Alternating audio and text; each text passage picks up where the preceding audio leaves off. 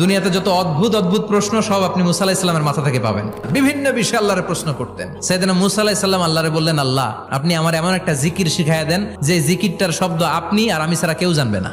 দিনে রাতে সব সময় এই জিকির আমি করব, আপনারে ডাকবো, কিন্তু শর্ত হলো এই জিকিরটা জানবে শুধু আপনি আর জানবো শুধু আমি। আল্লাহ বললেন, মুসা পড়ো লা ইলাহা ইল্লাল্লাহ।